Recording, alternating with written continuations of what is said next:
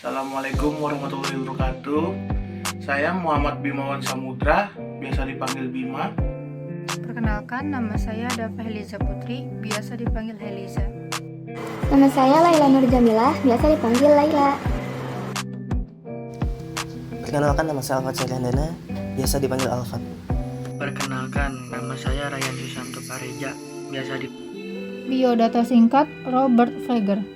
Robert Fleger merupakan seorang psikolog sosial Amerika yang terlahir dari keluarga Yahudi pada tanggal 20 Juni 1940 di Amerika Serikat, tepatnya di daerah California.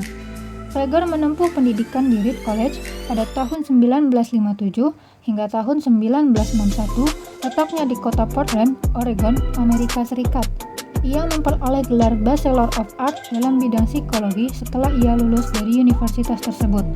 Tak hanya itu, Fleger juga memperoleh gelar PhD dalam bidang psikologi sosial setelah ia menempuh pendidikan di Universitas Harvard pada tahun 1961 hingga tahun 1967.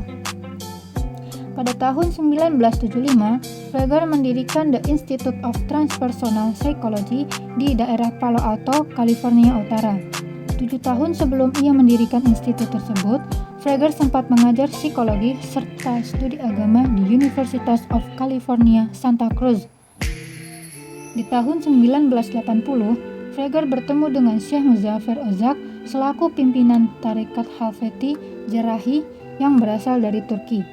Untuk yang pertama kalinya, setahun setelah pertemuan perdananya dengan Syekh Muzaffer Ozak, Fleger akhirnya memutuskan untuk memeluk agama Islam dan menjadi guru sufi di Halfeti Jerahi, tempat di mana ia dilantik oleh Syekh Muzaffer Ozak.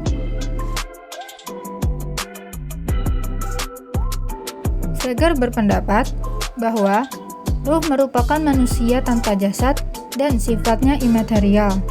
Maka, ketika ruh tersebut masuk ke dalam jasad, sifat imaterial ruh akan hilang dan ruh pun terpenjara di dalamnya.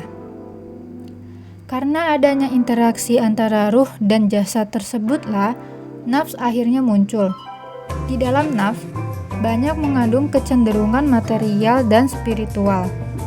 Awalnya, aspek-aspek material akan mendominasi nafs. Sebagai contoh, nafs akan memiliki ketertarikan yang besar terhadap kesenangan duniawi, namun ketertarikan nafs tersebut akhirnya berubah menjadi ketertarikan terhadap aspek-aspek spiritual. Selanjutnya, nafsu lawamah atau penuh penyesalan. Makna kata lawamah adalah menolak amalan buruk dan memohon ampunan Allah serta menyadari dari perbuatan buruk yang dilakukan. Pada tingkat ini, manusia mulai paham memasuki lingkaran perbuatan dosa, menyesali perbuatan tersebut, tetapi kembali berbuat dosa. Manusia yang berada pada tingkat ini seperti pecandu yang akhirnya menyadari dampak kecanduannya, tetapi kembali melakukan. Ketergantungan yang dimaksud adalah pencarian kesenangan duniawi seperti ujub, kemunafikan, kekakuan dalam beragama, ketergantungan dengan zat adiktif seperti obat-obatan serta minuman beralkohol. Di dalam Al-Quran, nafsu yang penuh penyesalan disebut pada surat Al-Qiyamah ayat 2 yang berbunyi, "Dan aku bersumpah demi jiwa yang selalu menyesali dirinya sendiri." Nafsu amarah atau tirani. Menurut Robert Fleger, nafsu amarah atau tirani diterjemahkan sebagai nafsu yang memerintah dan mendominasi atau nafsu yang menyuruh kepada kejahatan. Istilah amarah secara literal mempunyai arti perintah atau kebiasaan yang berulang yang dapat disebut juga sebagai nafsu yang mengganggu. Seringkali manusia didominasi atau dikendalikan oleh nafsu amarah atau tirani. Di dalam Al-Quran digambarkan pada surat Yusuf ayat 53 yang berbunyi, "Dan aku tidak membebaskan diriku dari kesalahan, karena sesungguhnya nafsu itu selalu menyuruh kepada kejahatan, kecuali nafsu yang diberi rahmat oleh Tuhanku. Sesungguhnya Tuhanku Maha Pengampun lagi Maha Penyayang. Nafas terilhami. Pada tingkat ini, kita akan mulai merasakan timbulnya kesenangan sejati pada saat berdoa, meditasi, dan kegiatan spiritual lainnya. Mulai dari mengalami sendiri kebenaran spiritual yang selama ini hanya kita dengar atau kita baca, merasa ngerasa cinta yang hakiki kepada Tuhan serta kepada ciptaannya. Hal tersebut merupakan tahap awal dari praktik tasawuf yang sebenarnya. Dalam hal ini, penguasa adalah kearifan, perdana menterinya adalah cinta, sifat-sifat yang mencakup kedermawanan, qanaah, tawakal, dan taubat. Nafs tentram. Ketentraman dan kepuasan ini berakar pada cinta kepada Tuhan. Ketika nafs tirani disentakkan oleh cinta yang menyergap, maka ia berubah menjadi nafs yang tentram. Salah satu dasar tingkat ini adalah penyingkapan hati. Nafs yang tentram diterangi oleh cahaya hati sedemikian rupa, sehingga ia mengusir seluruh sifat-sifat buruk dan menjadi disifati oleh sifat-sifat mulia, dan sepenuhnya memusahkan perhatian pada hati, menemaninya dalam perjalanan menuju wilayah kesucian, sementara dibersihkan dari dosa-dosa dan tekun dalam pengabdiannya. Pada tahap ini, penguasa adalah kearifan, perdana menterinya adalah cinta, dan sifat-sifat nafs yang tentram ini mencakup keyakinan terhadap Tuhan, perilaku baik, kenikmatan spiritual, pemujaan, rasa syukur, dan kepuasan hati.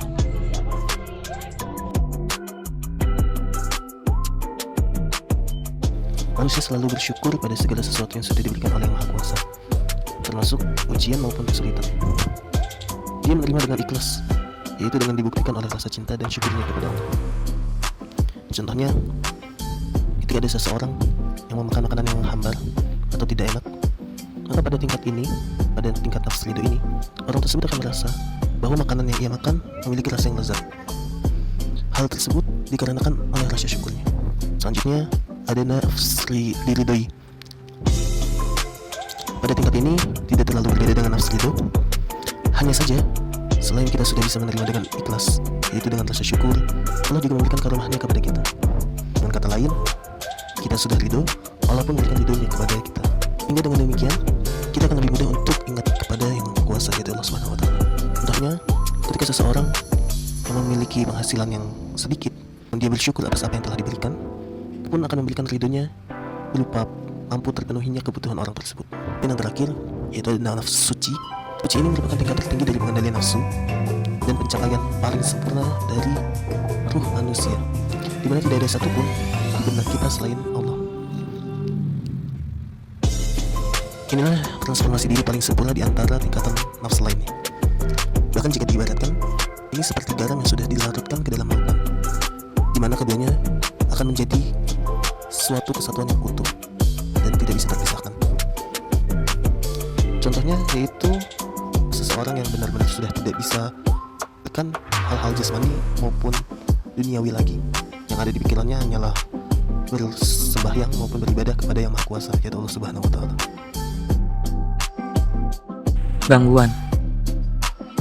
Terlalu fokus pada jasmani. Dalam buku psikologi sufi, Jafar Nubaks juga mengemukakan bahwasannya orang awam terkadang cenderung menyamakan nafs dengan hati. Jafar Nubaks mengatakan bahwa itu bukan keinginan hati, karena segala keinginan berasal dari nafs. Hati seseorang yang memiliki hati tidaklah mempunyai keinginan, seperti dalam cerita seorang petapa. Ketika ia bertapa, ditanya tentang apa yang diinginkan hatinya, ia menjawab, "Hatiku sudah tidak memiliki keinginan lagi." Maksudnya adalah dalam sebuah doa dari ibadah-ibadahnya sehari-hari, Yazid mengemukakan, "Tuhan, Engkau tahu apa yang kuinginkan," sedangkan hati tertarik pada Tuhan dan hanya mencari kenikmatan yang ada di dalam Tuhan. Secara langsung, hati bereaksi atas pikiran dan tindakan.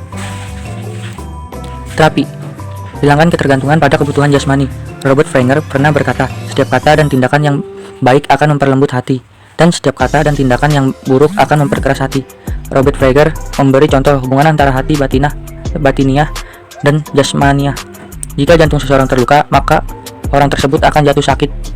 Jika jantung tersebut mengalami kerusakan berat, maka orang tersebut bisa meninggal dunia. Namun jika hati ruhaninya yang terjangkit sifat-sifat buruk dari nafs, maka orang tersebut akan sakit secara spiritual. Jika hati seseorang sepenuhnya didominasi oleh nafs, maka kehidupan spiritualnya pun akan mati.